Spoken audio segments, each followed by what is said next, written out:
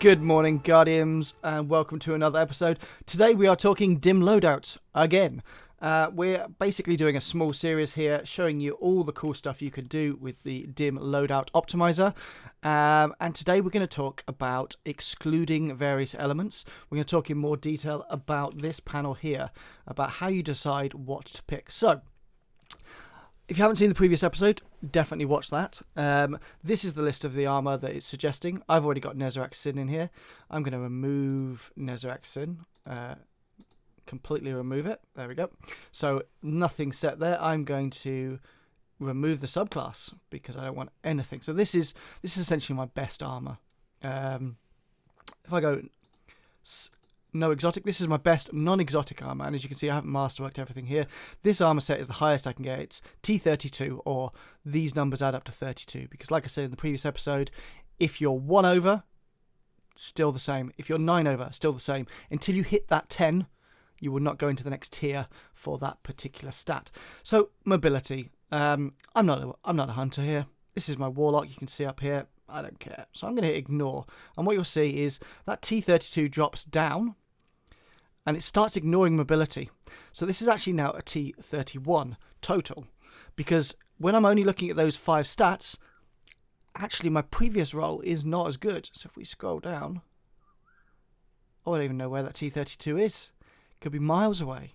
The point is, if I'm ignoring mobility, rather than spending those 3 to get mobility higher, if we just turn that back on, I'll show you what it looks like. You see there's 5 used up on mobility there. That's 3 higher than the bottom one. So actually this T32, assuming mobility is wasted, is pretty bad actually. So if we ignore that, it changes the way those are set up. Secondly, we talked before about moving these around. I've actually I used to do this. This is where my armor used to be at. It's recovery, then intellect, then resilience, and then it'll be nice to throw a grenade and punch people. But actually, there's loads of ways to get your intellect dropping. It doesn't have much of an impact past a certain level. So I've actually started bringing this down quite a lot on all of my characters. That's up to you. I mean, you'll see intellect's still pretty high up there on my high rolls because that's the armor I've kept. But it does allow you to change these around. So let's say recovery. I would not be using anything with recovery less than 8. And to be honest, resilience less than 4, I'm a little bit panicky. And then the rest of them, I'm kind of interested in seeing what goes on and what turns up in this list here. And in terms of how I lock elements, don't lock elements. I'm happy to move them. You'll only see that when we start mucking around with mods, which is not this episode, possibly the next episode. But I would assume I'm going to masterwork everything. Generally, when I'm in here, I'm working out what I want to do next. What am I going to masterwork? So you'll notice when I turn off mobility, this top one is already masterworked because that's my best set of armor. What I'm going to do here is I'm going to remove no exotic, and I'm going to put any exotic. So it's got to have an exotic. So this is the build that it recommends if I'm just generally want high stats. It's a 5.5 here. That's highlighted because it only takes a half mod to take it up to the next tier. So I've gone through. I've decided what I'd like in here. I've selected an exotic. I'm going to pick an actual exotic because it works a lot better that way. And this is the selected armor, and I can look at these and go, okay, so if I was to masterwork it, this would need masterworking, this would need masterworking. We're talking about 2 ascendant shards here and a prism or 2.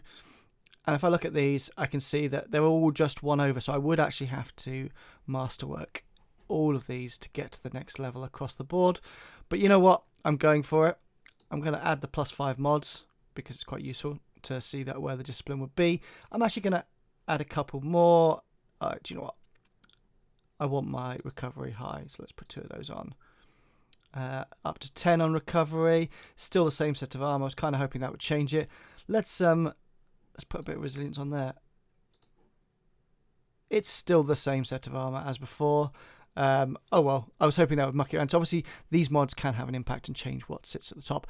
It's looking like this is a pretty good set of armor, to be honest, with or without mods. It might change if I started working on subclass, but this is a good start. Yeah, I might be masterworking that, but maybe I should finish my build first. So we will jump into actually doing a build in the next episode. We will talk about how to lock these elements when you're pretty sure this is the grips you want, because actually 66, it's not that good. 63, well, these are not that good. 61? What's this about? Well, yeah, okay, it's a class item. Yeah, we'll have to have a look at that in the next episode. Hopefully you found that useful. Tune in for part 3 coming soon.